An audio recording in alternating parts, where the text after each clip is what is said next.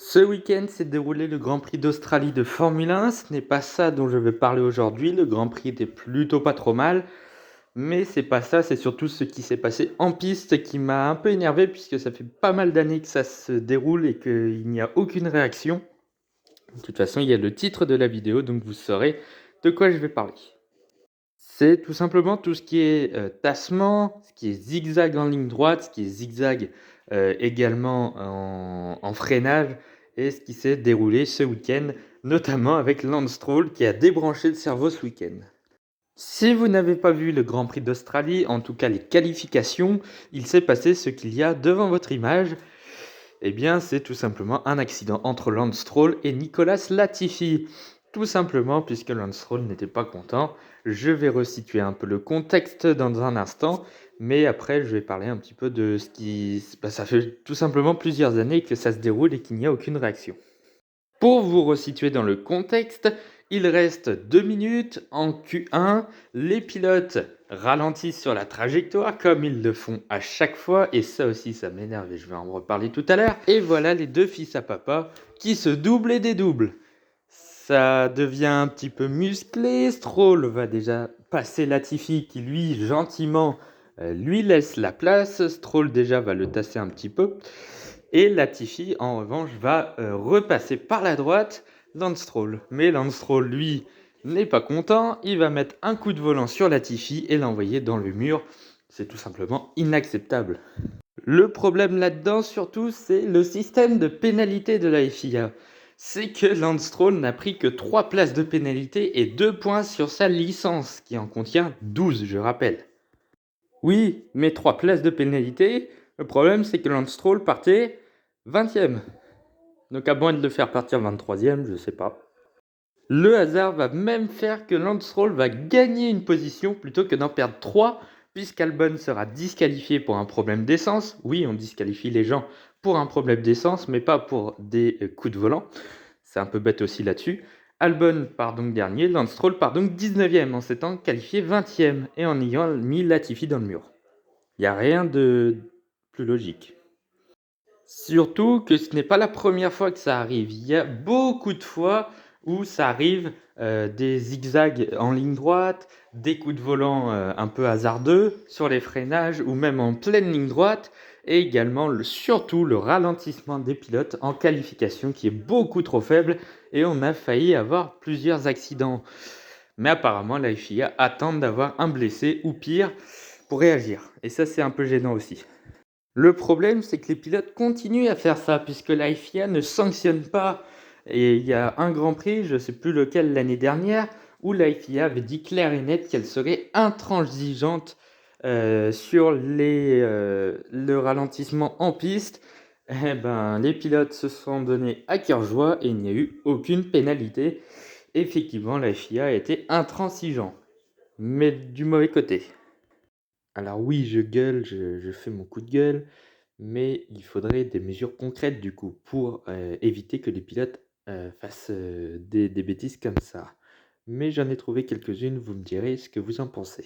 Alors tout d'abord, le système de points de la super licence qui est à 12 points, comme le permis de conduire.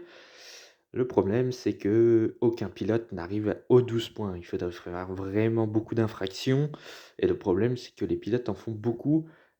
Certains en font beaucoup, mais ne prennent pas de course de suspension parce qu'ils ne sont pas atteints à 12, mais ils sont à 6, 7, 8 points généralement, 9 points en cas exceptionnel. Par exemple, pour le crash de Stroll samedi, il n'a pris que 2 points de pénalité sur sa super licence. Je ne sais plus à combien il est. Je crois qu'il est à 8 points de suspension actuellement. Je n'ai pas vérifié, mais je crois qu'il est quelque chose comme ça. C'est 6 à 8 points de suspension déjà. Il en reste 4 points quand même, donc c'est beaucoup pour un coup de volant que je trouve volontaire et qui met la danger des pilotes, le danger aux pilotes. Hein, c'est n'importe quoi. À plus haute vitesse, ça aurait pu être beaucoup plus dramatique. La FIA ne tape pas assez fort et ça fait des années que c'est ça. Et c'est bien dommage. Donc en mesure concrète, moi je déciderai, si j'étais président de la FIA, je ne le suis pas et je ne le serai jamais, j'aurais mis plutôt qu'un permis à 12 points, le rabaisser à 6 points. je peux vous dire que là, les pilotes se calmeraient beaucoup. Je vous affiche le nombre de points de chaque pilote. Le voilà avec les infractions commises depuis le début de la saison. Ce qui me choque le plus, c'est qu'Ocon prend 2 points de suspension sur Mick Schumacher en l'accrochant en course. Schumacher a pu repartir, voilà, et a fini 11e. Et Stroll prend le même nombre de points de pénalité pour avoir accroché en pleine ligne droite un pilote. Je trouve ça complètement aberrant. C'est incroyable. Le plus mauvais élève actuellement, c'est Yuki Tsunoda. Et si on prenait en compte mon barème de 6 points, eh bien Latifi, Perez, Stroll, Verstappen et Tsunoda auraient déjà eu une course de suspension.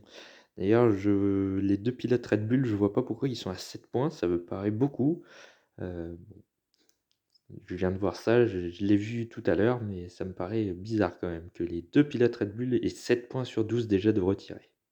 Bon, la majorité des pilotes sont à 1, 2, 3 points de suspension, donc c'est pas énorme. Mais voilà, donc avec un permis à 6 points, je peux vous dire que ça calmerait les pilotes. Au terme de pénalités sur la grille également, les pilotes qui ralentissent devraient tous avoir une pénalité comme ça se fait en MotoGP. En MotoGP, si vous êtes au ralenti sur la trajectoire ou même que vous gênez un pilote, vous prenez 3 places de pénalité, un truc du genre. Plus des fois, il y a même des longues laps en MotoGP, ça n'existe pas en Formule 1, mais voilà, un système comme ça. En Formule 1, ce serait pas mal. La MotoGP est assez, à cheval sur cette règle. Et bien en Formule 1, ils devraient en faire de même.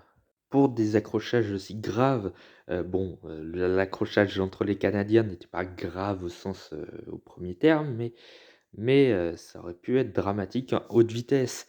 Et moi, j'aurais complètement disqualifié Stroll, non seulement de la qualif, bon ça aurait servi à rien, de toute façon il partait dernier. Ah non, il est parti 19e au final, mais je l'aurais disqualifié, mais voire même peut-être exclu de la course, parce que c'est juste une attitude complètement antisportive, c'est n'importe quoi et certains pilotes de moto, hein, se sont pris des pénalités, notamment en Moto3 l'an dernier, un pilote avait changé de trajectoire, bon c'était différent, enfin non, pas tant que ça finalement, et avait eu 2 courses de suspension.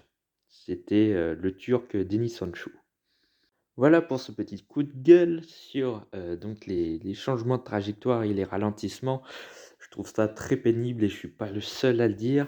Il y a beaucoup de problèmes là-dessus, notamment en qualification. L'an dernier, on se rappelle, un Vettel était arrêté sur la piste carrément parce que ça ralentissait tellement devant qu'il a dû s'arrêter complètement. C'est des trucs complètement incroyables. Donc voilà, j'ai voulu pousser mon petit coup de gueule, ça fait un petit moment que ça me trotte dans la tête. Donc voilà, je le sors maintenant. Vous pouvez toujours vous abonner à la chaîne évidemment, liker la vidéo, la partager et puis nous on se retrouvera pour une nouvelle vidéo. En ce moment, je vais peut-être, accélérer le rythme des vidéos parce que bon, j'ai pas trop grand chose à faire là actuellement. Donc je vais voir si je trouve des sujets, hein. Je vais essayer de trouver des sujets bien sympas. Si vous avez des sujets, vous les mettez en commentaire évidemment, je les prendrai avec grand plaisir. On se retrouve donc pour une nouvelle vidéo très bientôt.